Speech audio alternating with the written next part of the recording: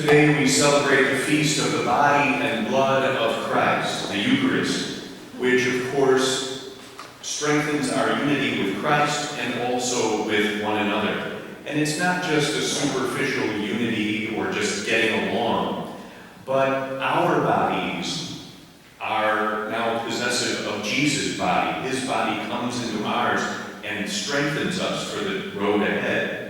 I have met a number of former Catholics who have returned to the church and have said it was the Eucharist really that brought them back, because that was not a practice in other Protestant places. So it's interesting that they came back for that, but not surprising, because when we talk about the body and blood of Christ, the presence of Jesus in the world and also in our lives, that is an extremely important thing for us. It is life-giving. It gives us what we need to survive. Jesus in the Eucharist gives himself for us and then to us when we receive communion. Just a few things in the readings today is that the one thing that kind of jumped out at me was, this is my body that is for you specifically. In our brokenness, in the joy of life, in the difficulty of life, this is my body that is for you.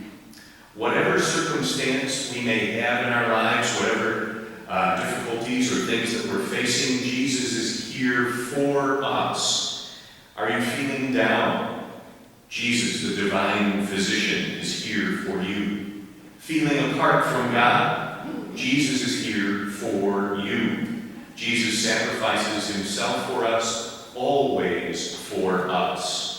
And so even when we sin and walk away from the Lord, still his body exists for us. So never doubt your importance or your worth to God, because always Jesus is pouring himself out for us so that we might live. No matter what may happen in our lives, Jesus says, this is my body that is for you. And then it's interesting in the gospel today, the apostles say, Lord, dismiss the crowd.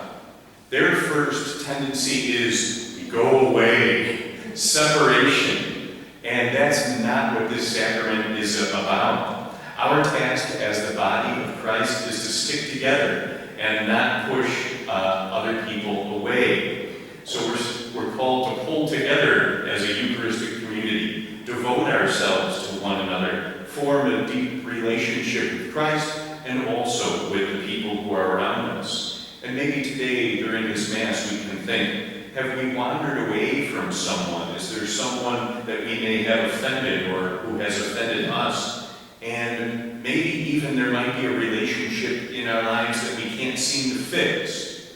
We give that over to God in this Mass because the Eucharist is a sacrament of unity, calling us to be one with one another. And sometimes that can be a very difficult task.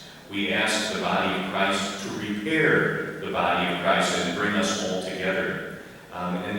We should always do whatever we can to stay together. That's why I was a little distressed when I read in the Catholic newspaper that there was a bishop who told specific people that they can't come to communion anymore, and because of their stance on abortion. And that kind of bothers me. Yes, certainly we're against it, absolutely. But at the same time, the Eucharist calls us together to be one, to talk to one another, not just to proclaim that you get up. We don't do that, or at least we're not supposed to. Then the apostles, they're in an interesting position. Lord, 5 loaves and 2 fish are all we have. It's a message of desperation, a message of hopelessness. Lord, this is all we've got, these fish and loaves, that's it. But then again, there's something more that they have in their midst. Jesus is always enough, and that happens with the miracle in today's gospel. As long as you have something to offer, and as long as you have Jesus with you, all will be well. So everyone can eat and, as the gospel says, be satisfied. Jesus is our King and our friend, and is always enough. Jesus is with us in good times and in bad, and he is always enough for us. He is our consolation and hope, and is always enough for us. So Jesus miraculously in the gospel gives enough so that people can be satisfied, filled, and ready to go on into the world and to preach the good news. It is the same way with us. No matter what may be going on in our lives, Jesus is always enough for us. So today we celebrate a great and wonderful sacrament, the body and blood of Christ, the fact that Jesus is truly here present among us, and also we receive him in our bodies.